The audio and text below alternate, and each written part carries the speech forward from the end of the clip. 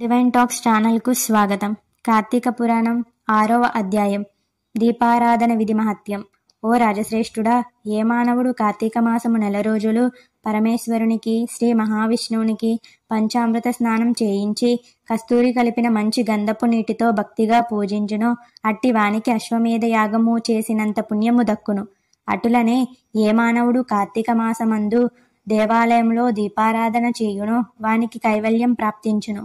దీపదానం చేయుట ఎటులనగా ప్రత్తి తానే స్వయముగా తీసి శుభ్రపరిచి వత్తులు చేయవలెను. వరిపిండితో ప్రమిదను చేసి వత్తులు వేసి ఆవు నెయ్యి పోసి దీపం వెలిగించి ఆ ప్రమిదను బ్రాహ్మణులకు దానం ఇవ్వాలి. శక్తి కొలది దక్షిణ కూడా ఇవ్వవలెను. ఈ ప్రకారముగా కార్తీక మాసమందు ప్రతిదినము చేసి ఆఖరి రోజున వెండితో ప్రమిదను చేయించి బంగారంతో వత్తిని చేయించి ఆవు నెయ్యి పోసి దీపం వెలిగించి ఈ 4 రోజులు దానము చేసిన బ్రాహ్మణునికే ఇది కూడా దానం ఇవ్వవలెను. ఇలా చేస్తే సకల ఐశ్వర్యములు కలుగుటయే కాక మోక్షప్రాప్తి కలుగును. ఈ విధముగా దీపదానము చేసిన తరువాత బ్రాహ్మణ సమారాధన చేయవలెను. శక్తి లేని ఎడల 10 మంది బ్రాహ్మణులకు భోజనము పెట్టి దక్షిణ తాంబూలము ఇవ్వవలెను. ఈ విధంగా పురుషులు గాని స్త్రీలు గాని ఏ ఒక్కరు చేసినా వారికి సిరి సంపదలు, విద్యాభివృద్ధి, ఆయుర్బుద్ధి కలిగి సుఖిందురు. దీని గురించి ఒక ఇతిహాసం కలదు, చెబుతాను వినుము. పూర్వకాలమున ద్రావిడ దేశమున ఒక గ్రామము కలదు. ఆ గ్రామంలో ఒక స్త్రీ కలదు. ఆమెకు పెండ్లి అయిన కొంతకాలంలోనే భర్త చనిపోయెను. సంతానము గాని ఆఖరికి బంధువులు గాని లేరు.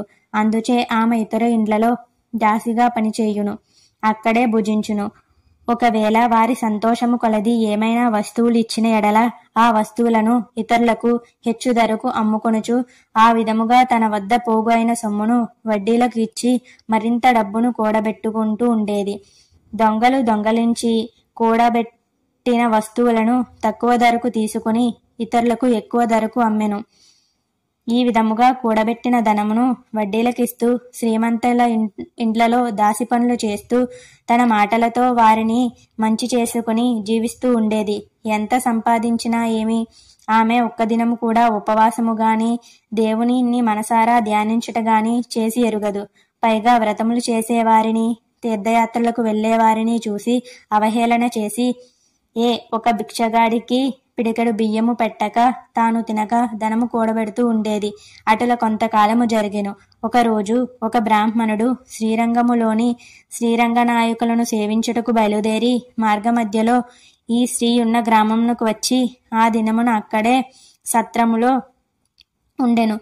అతడు గ్రామములో మంచి చెడ్డలను తెలుసుకుని ఆ పిసినారి సంగతి కూడా తెలుసుకుని ఆమెను కలవాలని నిర్ణయించుకుని ఆమె దగ్గరకు వెళ్ళి, అమ్మా, నా హితవచనము ఆలకింపుము.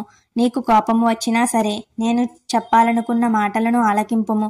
మన శరీరాలు శాశ్వతం కాదు, నీటి బుడగల వంటివి. ఏ క్షణమున మృత్యువు మనను తీసుకుని పోవునో ఎవరూ చెప్పలేరు. పంచభూతములు, సప్త ధాతువులలో నిర్మించబడిన ఈ శరీరములోని ప్రాణము, జీవము పోగానే చర్మము, మాంసము కుళ్ళి దుర్వాసన వచ్చి అసహ్యముగా తయారవుతుంది. అటువంటి ఈ శరీరాన్ని నీవు నిత్యము భ్రమించుచున్నావు. ఇది అజ్ఞానంతో కూడిన దురాలోచన. తల్లి, నీవు కూడా ఆలోచించుకొనుము. అగ్నిని చూసి మిడత దానిని తిందామని భ్రమించి దగ్గరకు వెళ్ళి భస్మం అవుతుంది.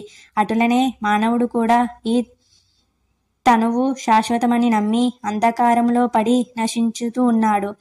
నా మాట ఆలకింపుము.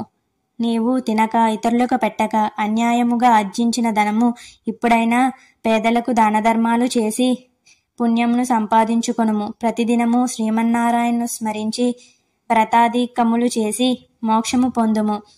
ఈ పాప పరిహారార్థము పోవడానికి కార్తీక మాసమందు ప్రాతకాలమున నది స్నానము ఆచరించి దాన ధర్మాలు చేసి బ్రాహ్మణులకు భోజనము పెట్టినచో వచ్చే జన్మలో నీవు పుణ్యవతివై సకల సౌభాగ్యములు పొందుతావు అని చెప్పెను. ఆ వితంతువురాలు బ్రాహ్మణుడు చెప్పిన మాటలకు తన్మయురాలై మనస్సు మార్చుకుని నాటి నుండి దాన ధర్మాలు చేయుచు కార్తీక మాస వ్రతమును ఆచరించి మోక్షమును పొందింది. కాబట్టి కార్తీక మాస వ్రతమునకు అంత మహిమ కలదు. 6వ అధ్యాయం సమాప్తం.